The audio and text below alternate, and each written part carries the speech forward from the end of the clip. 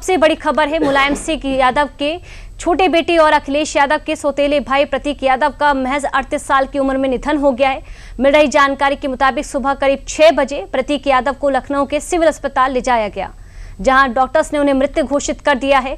बताया जा रहा है कि अपर्णा यादव इस समय असम में है और ये खबर मिलते ही वो तुरंत लखनऊ के लिए रवाना भी हो गई है, जहां जानकारी ये भी आ रही है कि सुबह करीब 4 बजे अपने किचन में प्रतीक यादव बेहोश पाए गए थे, जिसके बाद आनन फानन में उसके करीब 20 दोस्त सिविल अस्पताल लेकर आए, लेकिन डॉक्टर्स ने उन्हें ब्रॉट डेड घोषित कर दिया। भारतीय जनता पार्टी के नेता अपर्णा यादव के पति प्रतीक यादव सियासत से दूर थे और रियल एस्टेट और हेल्थ के बिजनेस में थे।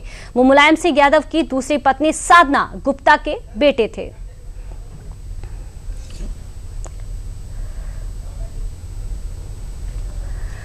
देखिए, प्रतीक यादव के निधन पर सिविल अस्पताल का जो बयान है वो भी सामने आया है। प्रतीक यादव के ड्राइवर ने अस्पताल पहुंचकर बताया कि भैया की तबीयत खराब है और सिविल अस्पताल के डॉक्टर प्रतीक यादव के घर तो देखा कि शरीर उनका अचेत हुआ था, जहां प्रतीक यादव को डॉक्टर सिविल अस्पताल लेकर आए, जहां उन्हें ब्रॉड डेड घोषित किया गया। बॉडी को देखने के बाद सस्पेक्टेड पॉइजनिंग के मामले का संदेह होने पर डॉक्टर्स ने प्रतीक यादव के जो पार्थिव शरीर है उसको पोस्टमार्टम के लिए केजीएमयू भेजा है।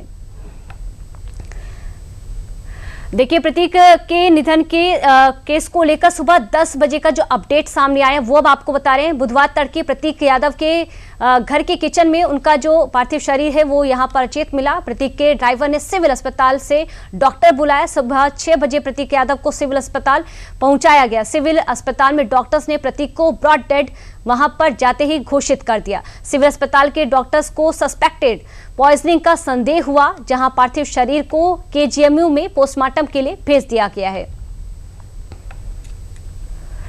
अब देखिए, जिस पर सबकी जो निगाहें हैं वो टिकी हुई है कि पोस्टमार्टम की जो प्रक्रिया है वो कब शुरू होगी और पोस्टमार्टम की जो रिपोर्ट है वो कब तक आ जाएगी, ताकि वजह सामने आए। पोस्टमार्टम से मौत के सही कारणों का पता लगेगा। पोस्टमार्टम हाउस में सीएमओ पहले से मौजूद हैं और डॉक्टर मौसमी सिंह के नेतृत्व में मेडिकल टीम जांच प्रक्रिया को अंजाम देगी, जहां पोस्टमार्टम से पहले प्रतीक यादव के चेस्ट का एक्सरे सबसे पहले कराया जाएगा, ये कहा जा रहा है। पंचनामा मिलने के बाद आगे की जो कार्रवाई है वो अब इस मामले को लेकर शुरू होगी। इस दौरान फॉरेंसिक मामलों के एक्सपर्ट डॉक्टर अनूप कुमार रायपुरिया और डॉक्टर फातिमा भी वहां पर मौजूद रहेंगे। इसके अलावा पोस्टमार्टम की जो पूरी जो प्रक्रिया है, यानी कि जो पूरा प्रोसेस है, वो वीडियोग्राफी और रिकॉर्डिंग भी इसके तहत कराई जाएगी।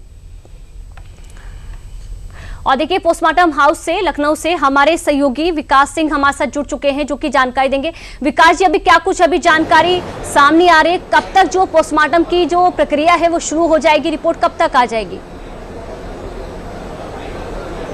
देखिए, पोस्टमार्टम करने की प्रक्रिया तो शुरू हो गई है, क्योंकि यहाँ पे डॉक्टरों की टीम पहले ही आ चुकी थी और ये हम पोस्टमार्टम हाउस के बाहर ही खड़े हुए हैं।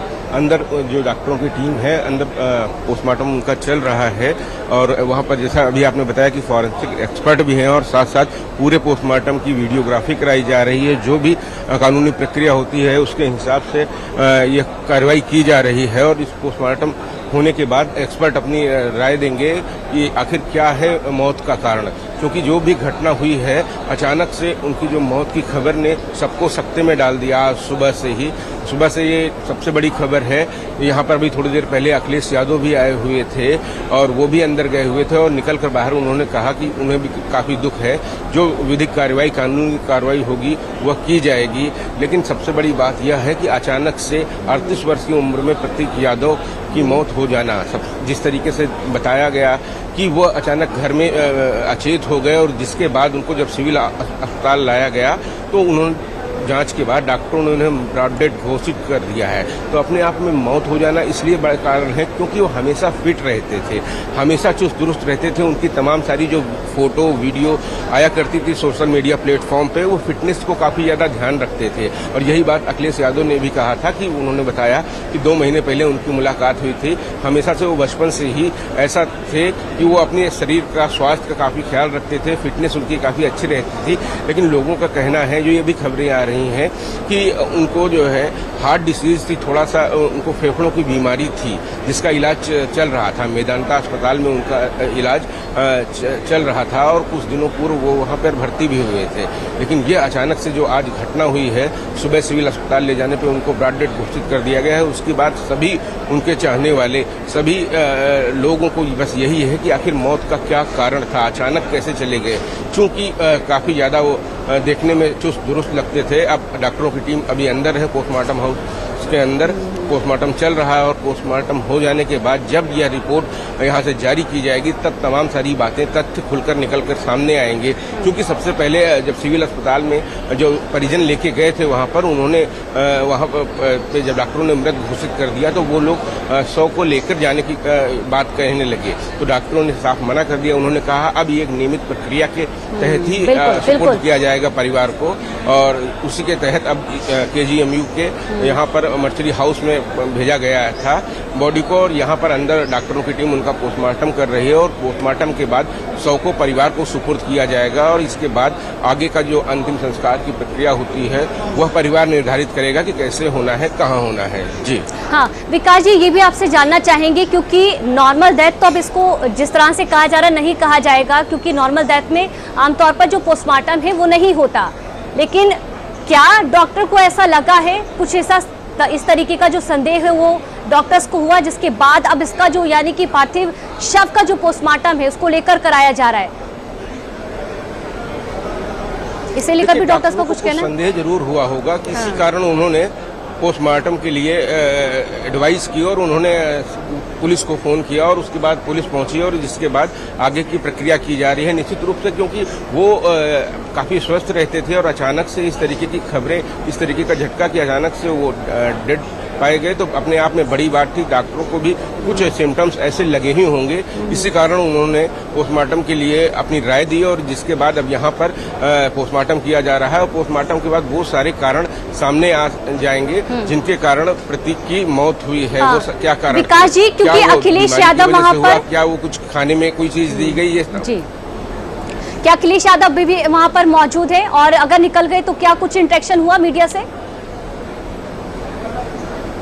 जी बिल्कुल, यहाँ पर अखिलेश यादव आए हुए थे, काफ़ी देर अंदर रहे और इसके बाद यहाँ से वो निकल गए हैं। निकलते हुए उन्होंने कहा कि उन्हें इस बात का बड़ा दुख है। प्रतीक शुरू से ही स्वस्थ रहता था और स्वास्थ्य के प्रति काफ़ी सचेत रहता था। वो भी उसको कहा करते थे कि आप अपने स्वास्थ्य का ध्यान रखें और साथ साथ उन्होंने इस बात को कहा कि जो भी कानूनी प्रक्रिया होगी और परिवार की समझ से बातचीत कर आगे की जाएगी। अखिलेश यादव ने यहाँ ये बात कही है। अब अखिलेश यादव यहाँ से जा चुके हैं।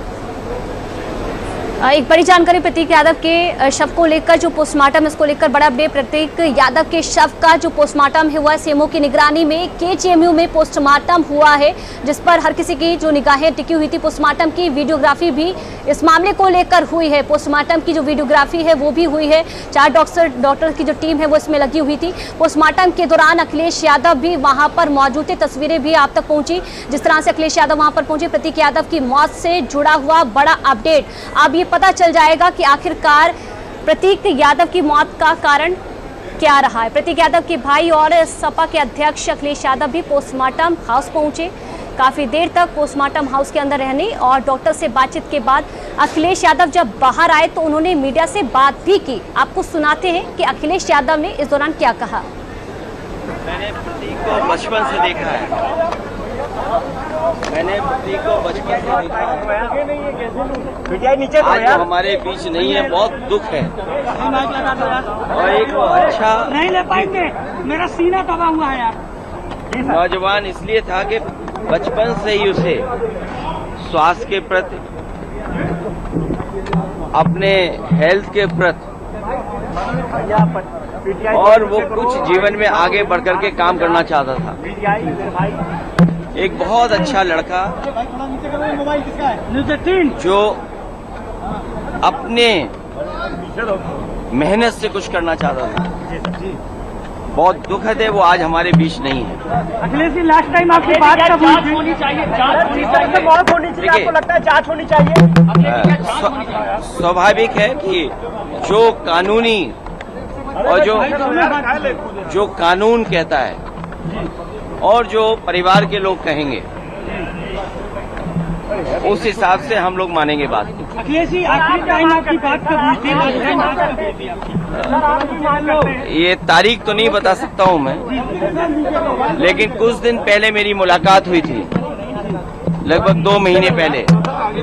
उस समय भी मैंने यही कहा था कि अपने स्वास्थ्य का ध्यान रखिए और अपने कारोबार को आगे बढ़ाइए। कभी कभी फाइनेंशियल या कुछ जो कारोबार में जो नुकसान होता है, उससे कई बार लोग बहुत दुखी हो जाते हैं। वो हमारे बीच नहीं है। जो कानूनी रास्ता है वो हम लोग अपनाएंगे। और एक बार फिर से रुक करते हैं, सिविल हॉस्पिटल में मौजूद है हमारे सहयोगी विकास सिंह जी, उनका रुक करते हैं। विकास, अभी क्या कुछ जानकारी आप तक पहुंच रही है, क्योंकि पोस्टमार्टम हुआ है, अभी इसको लेकर डॉक्टर्स ने क्या कुछ कहा?